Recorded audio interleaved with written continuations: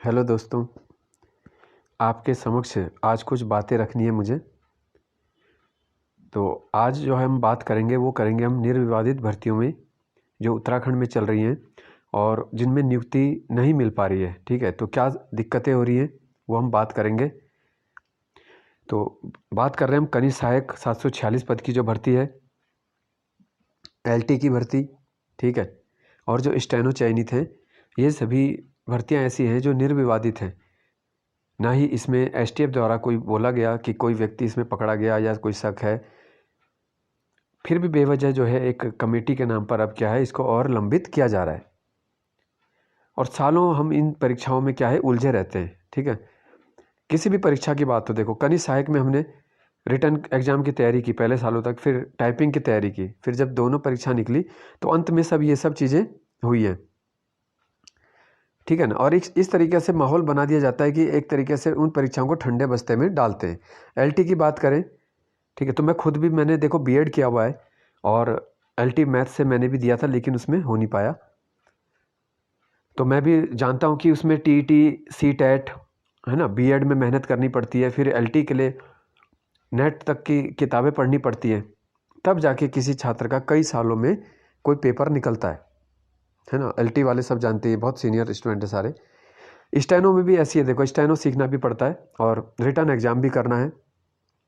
सभी ने कितनी मेहनत की है इसमें तो कोई दो राय नहीं है। ठीक है, अब बात आती है कि जो हम शासन और आयोग से चाहते हैं, तो शासन और आयोग इस तरीके से व्यवहार करता है जैसे कोई बिल्कुल अनाथ छोड़ दिया जाता है। इस प्रकार से चयनित छात्रों के साथ जो है व्यवहार किया जाता है, जो कि बिल्कुल अनुचित है ना। ना तो हमने देखो बैकडोर से एंट्री ली है, ना हमारी किसी है ना किसी से सेटिंग से आए हैं, हम किसी की सिफारिश से आए हैं। अपनी सालों की मेहनत का हम फल मांग रहे हैं, जो हमारा हक है तो वो हम लेकर ही रहेंगे।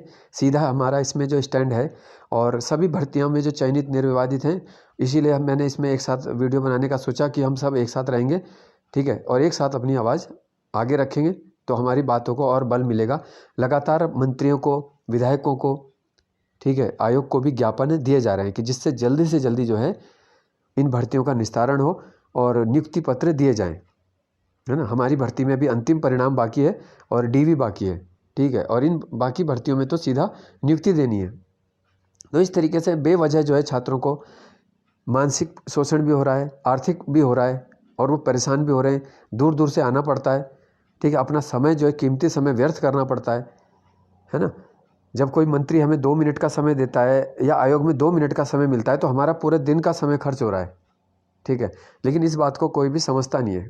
हमें समझा जाता है कि भाई ये तो फालतू हैं, घूम ही रहे हैं, लेकिन ऐसा नहीं है। देखो कोई हम अनपढ़ नहीं है कि हमें तुम घुमा दोगे और कुछ भी बोल दोगे और हम मान लें, तो ऐसा नहीं चलेगा। सीधी सी बात है कि हमें यहाँ पे हम कोई समझौता नहीं होगा, है ना। ये भर्तियों में ये एक ही पक्ष है बस हमारा कि हमें ज्वाइनिंग लेनी ही लेनी है, तो ये वाली बात जो है रखनी है। ठीक है, इसमें कोई वो दो राय नहीं है कि नहीं होगी तो क्यों नहीं होगी। ठीक है, ऐसा तो कोई है नहीं, है ना। तो आयोग की खामी को हम झेलने वाले नहीं है ना। आयोग में अगर हम कभी जाते भी हैं तो वहाँ पे अलग ही एटीट्यूड हमें मिलता है। कभी भी ये आयोग नहीं सोचता है कि आज जो छात्र परेशान है वो किसके कारण है। ठीक है, कंपनी का चयन कौन कर रहा है? आयोग कर रहा है। गलतियाँ किससे हो जा रही हैं? आयोग से हो जा रही है। पेन ड्राइव में डाटा कौन भेज रहा है? आयोग भेज रहा है बाहर। तो सिक्योरिटी सिस्टम किसका लीक हो रहा है, किसका कमज़ोर है? तो ये सोचने की बात है ना थोड़ा। और इसका सब खामियाजा कौन भुगत रहा है? जो मेहनत से सेलेक्ट हो जा रहा है वो सबसे ज़्यादा आज के समय पे पीड़ित है। ठीक है, जो असफल हो जाता है देखो, वो छात्र फिर तैयारी में लग जाता है एक माइंडसेट लेके कि मैं तो फेल हूँ, अब मुझे पास होना है। ठीक है, लेकिन जो पास होके सड़क पे भटक रहा है वो ना तो आगे पढ़ पा रहा है, यानी वो 1% 2% चांस है वो अगली परीक्षा में निकलेगा, ये सीधी बात है। ठीक है, माइंड, क्योंकि देखो जब भी हम कोई तैयारी करते हैं तो एक ये दिमाग का खेल है ना। मानसिक स्तर पे अगर हम शांत नहीं हैं तो हमारा पढ़ने का मन भी नहीं करेगा और पढ़ा हुआ दिमाग में रहेगा भी नहीं। तो ये सब चीज़ें हमसे प्रक्रियाओं से हम गुजर रहे हैं, परेशान हो रहे हैं।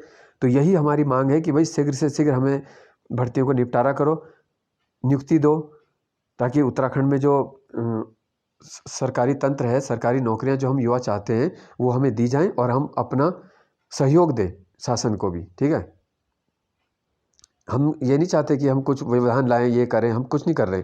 हमारी बस एक मांग है, हमें नियुक्ति दो, और किसी से हमें कोई शिकायत नहीं है। तो मेरा बस इसमें यही कहना है। धन्यवाद।